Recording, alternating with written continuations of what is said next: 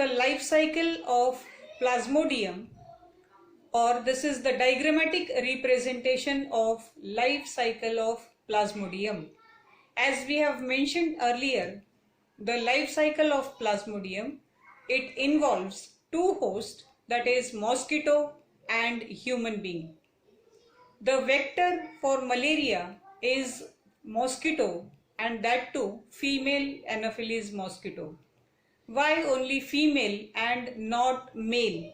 Because the Anopheles female mosquito, it feeds on blood, whereas the male Anopheles mosquito, it feeds on plant sap or plant juices. Hence, for the spread of malaria, only female Anopheles mosquito is responsible. Whereas Plasmodium, this is the protist or the causative agent of malaria. Now, how it is transmitted? Malaria is transmitted when the infected Anopheles mosquito transfers the malarial parasites into a healthy person. The person will get infected. Now let's see with the help of the diagrammatic representation. The center line, it represents the skin of human being.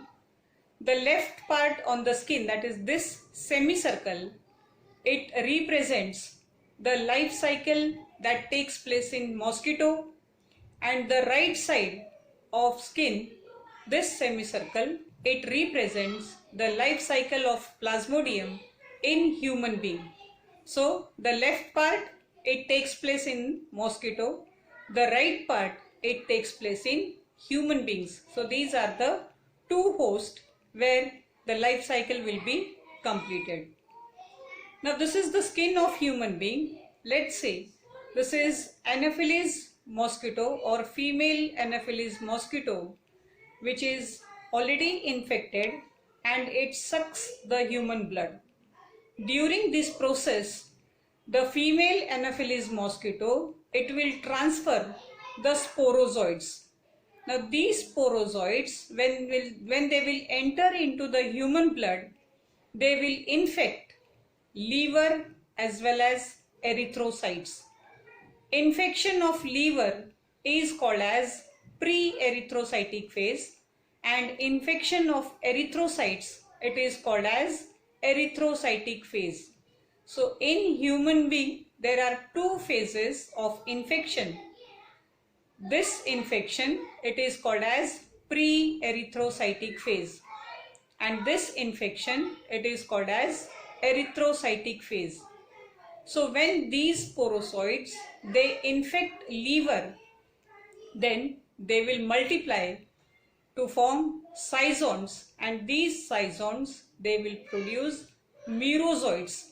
Now these merozoites, they will infect erythrocytes.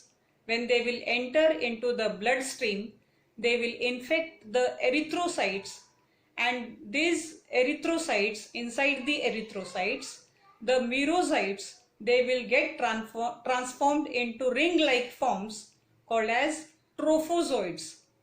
These trophozoites, they will further get transformed into scizones, and scizones, they will form merozoites.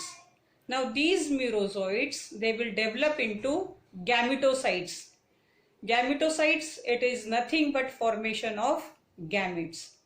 So this half, it includes formation of gametocytes from sporozoites, and this process is called as gamogony or gametogony. This S, it represents sporozoites, and this G, it represents gametocytes. So when formation of gametocytes, it takes place from sporozoites, this process is called as gamogony or gametogony, which takes place in human beings. Then comes the next part, that is the remaining part of the life cycle, which takes place inside the mosquito.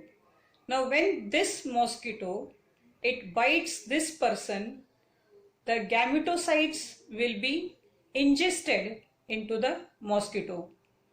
Now these gametocytes, they will get differentiated into microgametes and macrogametes, and the fusion of microgametes and macrogametes result in the process called as fertilization, and it takes place in the stomach of mosquito. The result of fertilization is formation of zygote. Zygote will get transformed into ookinete, and this ookinete, it will then develop into oocyst, and when they will be from there, that is from the gut wall, they will be transferred into the salivary glands. So this oocyte, it will release the sporozoites into the salivary glands of mosquito, and when this infected mosquito, it will bite a human being, this will release the malarial parasites or sporozoites into the healthy person, and the healthy person will also get infected. Now coming to the next part, that is how the cyclic fever takes place. So whenever these merozoites, they keep on invading new RBCs or attacking new RBCs or infect new RBCs, that time fever will take place. So whenever there is invasion of these merozoites or they will infect the RBCs, at that time the fever will rise, and this is how the cyclic fever will take place, and the cyclic fever is the characteristic symptom of malaria. Now as we have seen gamogony in this part, similarly from gametocytes sporozoid formation takes place, and this formation of sporozoids from gametocytes is called as sporogony. So sporogony will take place in mosquito and gamogony will take place in human being.